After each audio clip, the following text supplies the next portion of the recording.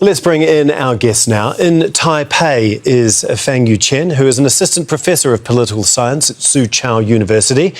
In Beijing, Victor Gao is vice president of the Center for China and Globalization, a leading Chinese think tank. And in Tokyo, Tomohiko Taniguchi is a special advisor at the Fujitsu Future Studies Center. He's previously advised the Japanese cabinet during the Shinzo Abe administration. Thank you very much for being with us here on Inside Story. We really do appreciate your time. Fangyu, can I please begin with you? You're in Taiwan. We've seen military exercises time and time again from China, especially in recent years. Do these feel different, though? Well, I think Taiwanese people are getting used to this, and because we have been under the threat of China for a very long time. So last time, especially the 2022, the military drill, which is a big blockade of the Taiwan Strait, where we see that all of the world, especially the international media, are so nervous about that. But for the Taiwanese people, well, this is just very routine of our daily lives, because China is now flying a lot of warships and the fighter jets around Taiwan Strait, and it become a new normal in the Taiwan Strait. I think that the people just get used to that, and also people are discussing about how to strengthen our own defense capability. Victor, I don't imagine that is the message that Beijing wants to hear in response to these drills. The People's Liberation Army said they are a strong punishment for separatist acts. I mean, is that a total overreaction to the president's inauguration speech? No, I think Lai Ching-te's speech on May the 20th, as far as the One China policy is concerned, is tantamount to a declaration of war. He risks the peace between the two sides of the Taiwan Strait. And China need to do something to teach him a lesson and to warn the separatists in Taiwan that don't go beyond the point of no return, because otherwise China, as demonstrated by this round of joint military exercises, will decide to blockade Taiwan. And that will really crumble the economy in Taiwan, and it will really force Lai Ching-te to the corner, because if he tries to resurrect the unfinished civil war between the two sides of the Taiwan Strait in 1949, for example, that's what he will get.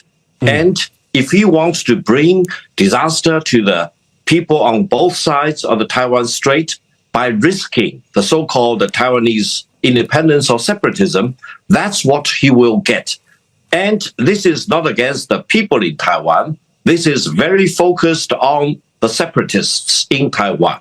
Now, in the world of today, no one can recognize both China and Taiwan at the same time, because that's in violation of the One China policy.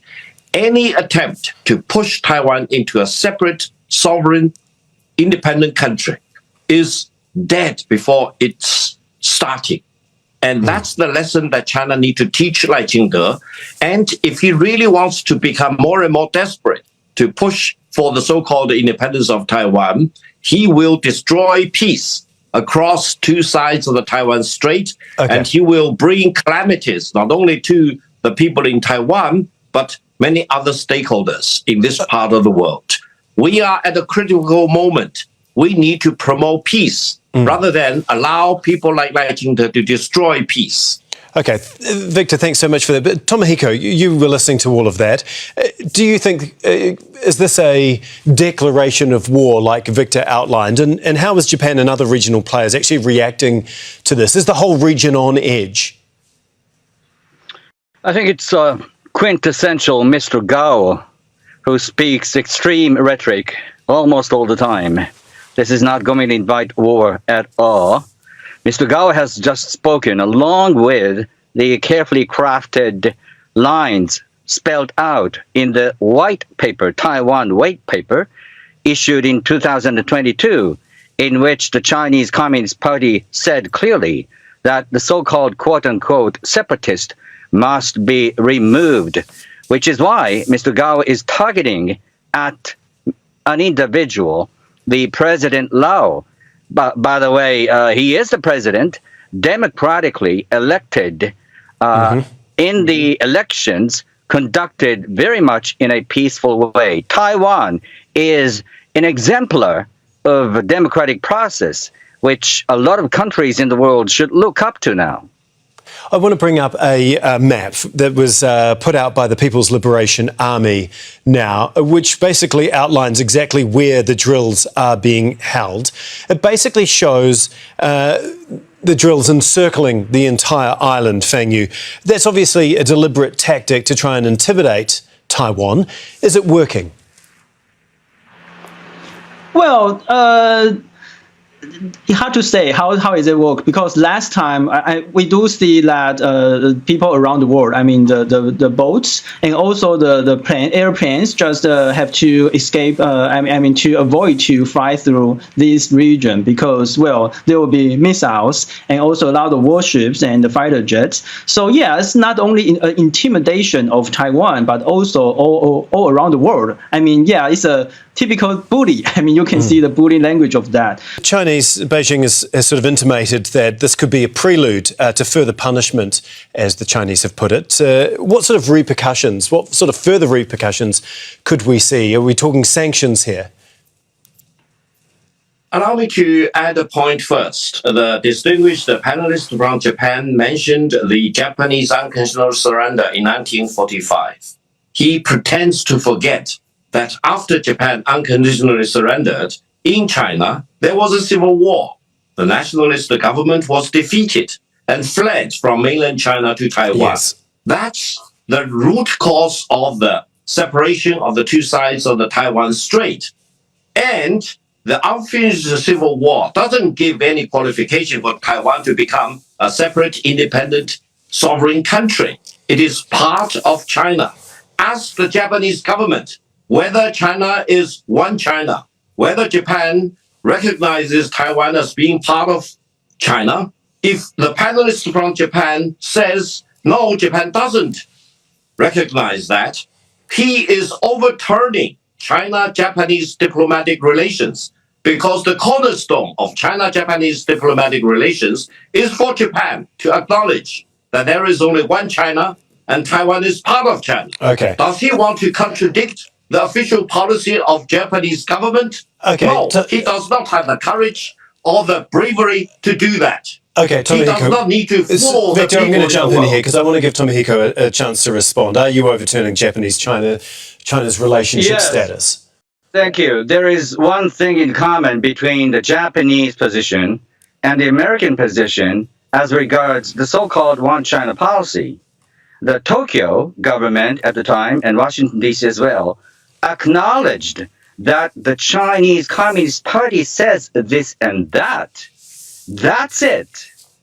They have neither the United States nor Japan has ever said that we subscribe to Chinese version of China policy. Remember that Chiang Kai-shek in 1971-72 also strongly asserted that Taiwan is a legitimate legitimate entity in the international community. And so the United States and Japan also took consideration into that position as well. So the Tokyo government said they acknowledged what the Chinese Communist Party said. Okay. Read the text. You bring up the United States, obviously incredibly important here. I just want to give our viewers a bit of a reminder of the US policy on Taiwan. Now, Washington switched diplomatic recognition from Taiwan to China in 1979, a few years after then President Richard Nixon visited Beijing. The US follows the One China policy, which recognizes the People's Republic of China as the sole legal government, but it only acknowledges Beijing's position that Taiwan is part of China. Now, this means the US has formal relations with China and unofficial relations with Taiwan. In the absence of diplomatic ties, the Taiwan Relations Act provides a framework for relations and protects US security and commercial interests on the island. But the legislation is unclear on whether Washington would defend Taiwan against an invasion. This policy has come to be known as strategic ambiguity. Fang Yu, I want to go to you next. How confident is Taiwan that the US will actually have its back if China does step up its military and actually invades Taiwan? Well, after 1979, the U.S. has a Taiwan Relations Act, which is a domestic law that requires the U.S. to maintain its relationship with Taiwan, although it's unofficial, although it's without any diplomatic recognition. However, the U.S. and Taiwan stays in a very close relationship, including the military cooperation. And right now we have many projects that has diplomatic, economic, and military cooperation. So I think that's we don't have to talk about the so-called strategic ambiguity because we see such a strong tie. Also, I think for the Taiwanese, we have to assume that we have to fight for ourselves. Not we don't have to assume that okay, the others will help, like the allies will help, because firstly we have to build up our own defense capability. So that is very important. And I think also I just gave a reminder to Mr. Gao that to read the Treaty of the Peace with Japan in 1951. And also there's a treaty between Japan and Taiwan, I mean the ROC government in 1953. So just read them and you can see a lot of things. So do not imagine your own world of the international law. Yeah, thanks. Okay, well, I want to stick with the, hang on a sec, Victor. Whatever that was signed between Japan and Taiwan in the 1950s was already superseded when Japan recognized the People's Republic of China and when Japan embraced the One China policy. That is the cornerstone of China-Japan relations. If the Japanese panelist wants to split the hair, he runs the risk of destroying China-Japanese diplomatic relations. He will be held as a criminal by Japanese law because he is doing huge damage to the fundamental interests of the Japanese people by breaking away China-Japanese diplomatic relations with each other. Okay, I want to stick with how high the stake is. I want to get back to the US relationship with Taiwan. We've seen over the last two presidencies, both Biden and Trump have forged much closer ties with Taiwan, and Trump in particular distancing himself from China. How big of a worry is that when both of them are going to be going for the presidency come November? Thank you very much. Yes, indeed. In this year, 2024, there is this presidential election in the United States. Whether Trump or Biden eventually wins, that's the decision for the American people. However, the fact that there is only one China and Taiwan is part of China is carved in stone. Whether it will be Trump or it will be Biden, etc., no one can change that megatrend. And the panelists talked about whether the United States will send troops to defend Taiwan. It is illogical, indecent, illegal. Why?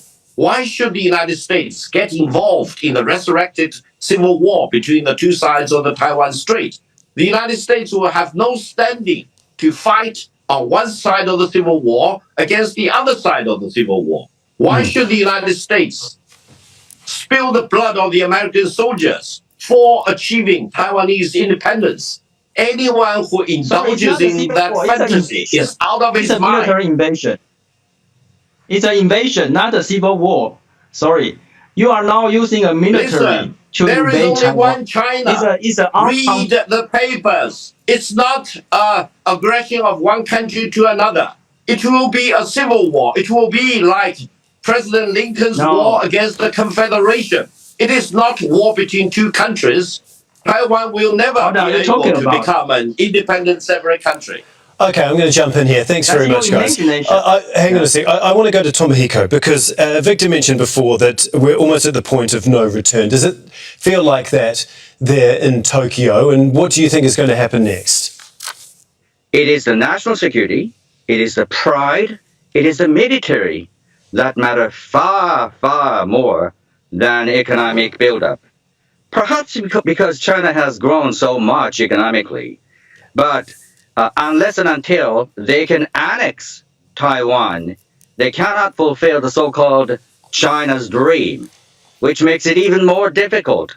I think whether or not China invades into Taiwan is no longer a relevant question.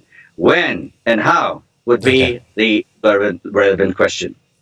Feng Yu, I want to come to you now. What do the Taiwanese people want? Because it feels like the country's been in limbo, stuck between these two superpowers, the US and China. How do the Taiwanese people want this to play out in the next couple of years? Yes. So according to the public polls, so we see that a super majority of people, like 80 or 90% of people, thinks that we want the so-called status quo. And the most interesting thing is that people define status quo in different ways. So most of people define status quo as the one country in each side. I mean, Taiwan is a side and mainland China is another side. And because it's a fact, because during since the 90s, we have been democratized and we elect our own system, our own president, our own government, and we have the military, we have a constitution, we have everything, every element of an independent sovereignty country. So people are now willing to defend ourselves, defend our democratic system. That is the status quo for most of people. People reject explicitly the proposal by China. That is a one country, two system. And also our government, the democratically elected government, reject the proposal of the one China principle, which says Taiwan is part of China. So we refuse it. People vote to resist invasion of China. That is very clear public polls in Taiwan. Okay, Victor, we heard there that a war is up to President Xi. He's the one who's going to decide if there is an invasion or not. He has also said the military should be ready for a full-scale invasion by 2027. What do you think is going to happen? How likely do you think it is? To unify Taiwan is not only something new, it is the policy of China ever since 1949, when the nationalist government fled from the mainland China to Taiwan. So don't pretend that this is something new. This just came over overnight. No, this has been consistent Chinese policy for the past 75 years. Therefore, please be assured, Taiwan will be reunified. We hope it will be achieved by peaceful means. But if Lai Ching-te and the separatists want to test fire, they will really test the fire, because eventually it may be achieved through non-peaceful ways. Now, the Taiwanese panelists talked about one country, two system. If they do not want to have one country, two system, eventually they will get one country, one system. Okay. That's the high probability event. Be prepared. Okay, thank you so much, Victor. Thank you, all of you. We really do appreciate this very robust discussion and what is clearly a very sensitive